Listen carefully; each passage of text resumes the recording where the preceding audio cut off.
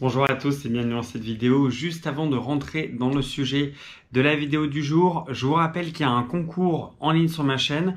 Il y a pas mal de personnes qui regardent les vidéos d'habitude qui n'ont toujours pas participé. Ce que je vous invite à faire, si c'est pas le cas, c'est juste de mettre en pause. Dans les descriptions, je vous ai mis le lien de la vidéo.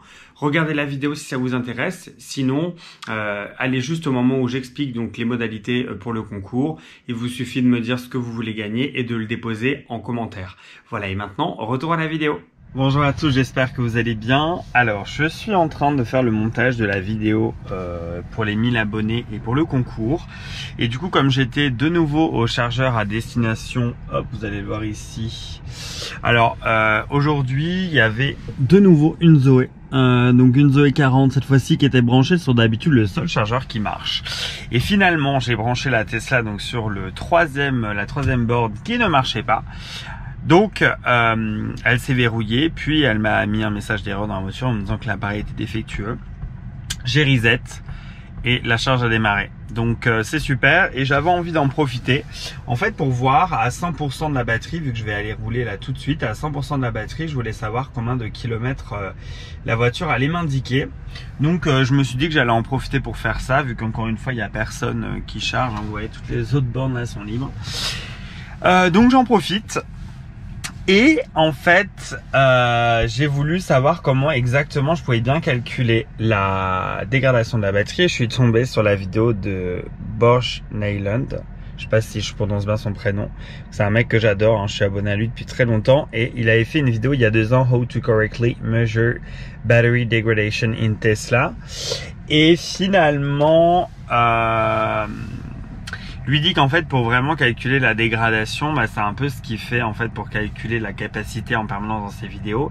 C'est charger jusqu'à 100% jusqu'à ce que la voiture s'arrête d'elle-même, parce que là elle va bientôt indiquer 100% mais elle sera pas complètement rechargée. Puisque là, si ça prend autant de temps, bon déjà c'est parce que j'ai la clim d'allumer, mais c'est surtout parce qu'elle est en train de recalibrer chacune des cellules des batteries, donc évidemment de la batterie, donc évidemment ça prend un temps énorme.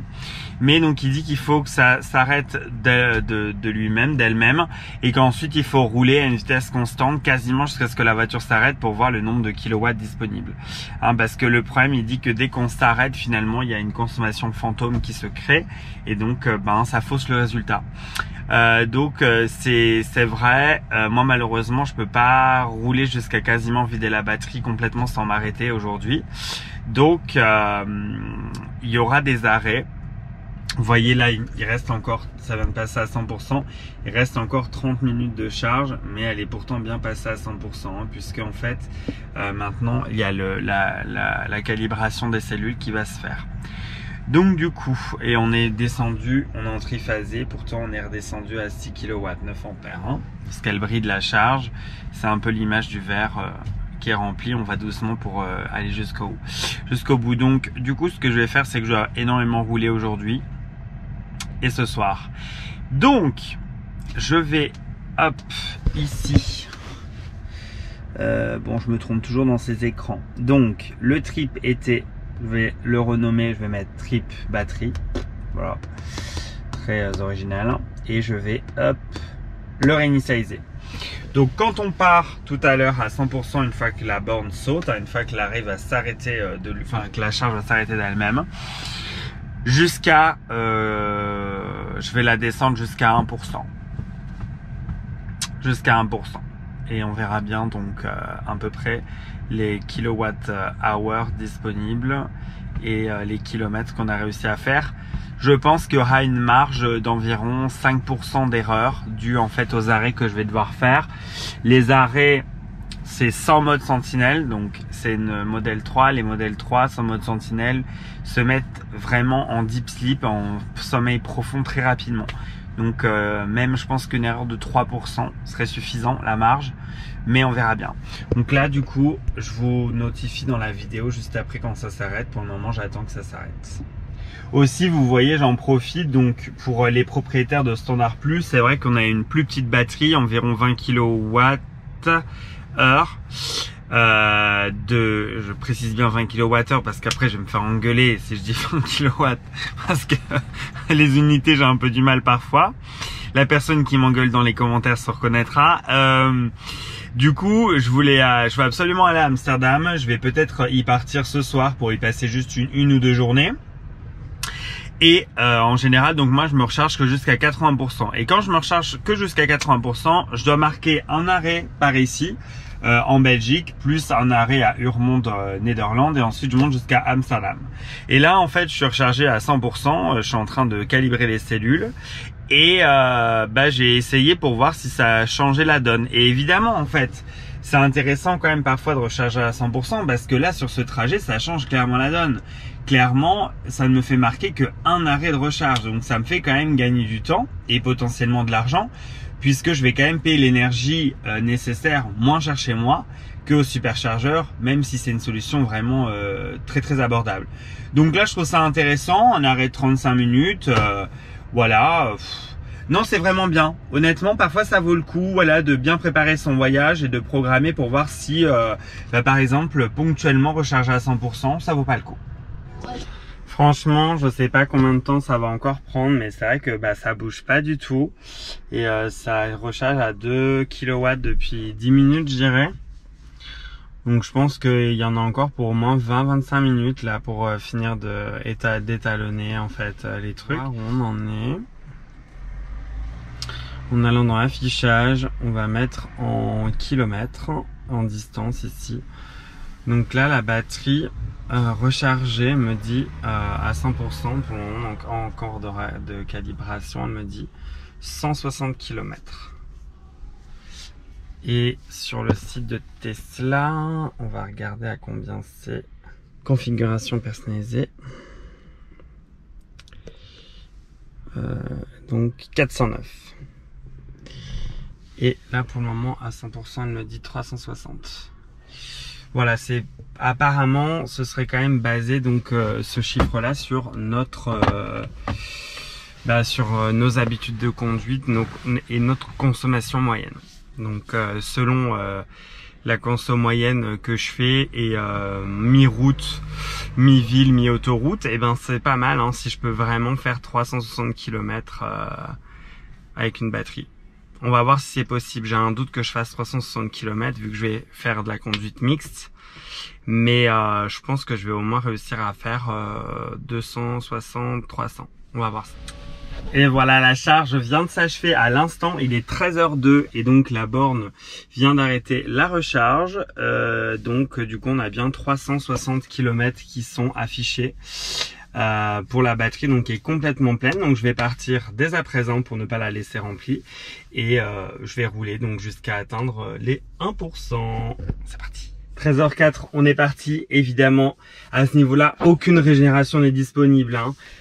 Donc ça fait un peu bizarre, ça va réapparaître qu'à partir de 95% et encore ça reprendra vraiment la totalité que à partir de 90%, donc il faut être bien vigilant. C'est parti. Bon. On est à 94%, ça fait 27 km seulement que je roule, j'ai utilisé 3 kW déjà et on a une moyenne de 101 Wh, donc évidemment j'utilise pas la climatisation, j'ai les fenêtres un peu ouvertes et j'ai fait 25 km d'autoroute à 90 hein. Et là je vais rentrer tranquillement jusqu'à un point de chute pendant 1 heure par le centre-ville, donc à 50. Ensuite reprise de l'autoroute à 100. Voilà, donc là rapidement on va partir faire je dirais 60-70 km. Donc on va faire Metz-Ludre, c'est une ville près de Nancy, et le retour. Donc on verra bien l'estimation de batterie quand on revient. À tout à l'heure. Bon, il est finalement 19h22 et il me reste 186 km d'autonomie. Depuis ce matin, hop là, voilà, depuis ce matin 196 km, 23 kW consommés et je crois que je suis encore à 50% de batterie. Affichage, on va mettre en énergie, ouais, 52% de batterie restant. Donc on peut facilement extrapoler en faisant déjà le double, on arrive au rapport WLTP, donc on va aller à beaucoup plus loin que 400 km. Bon on continue. Alors, c'est l'heure pour un bilan. Finalement, je n'ai pas été au 0%, mais jusqu'au 50%. Pourquoi j'ai pas été jusqu'au 0%? Puisqu'il est déjà 19h36 et que je prévois de partir dans la nuit, faire un road trip vers Amsterdam. Donc j'ai envie de me reposer, j'ai pas envie de passer encore 3 heures à vider la batterie, surtout que les informations sont intéressantes et suffisantes puisqu'elles peuvent être extrapolées simplement en multipliant le tout par 2.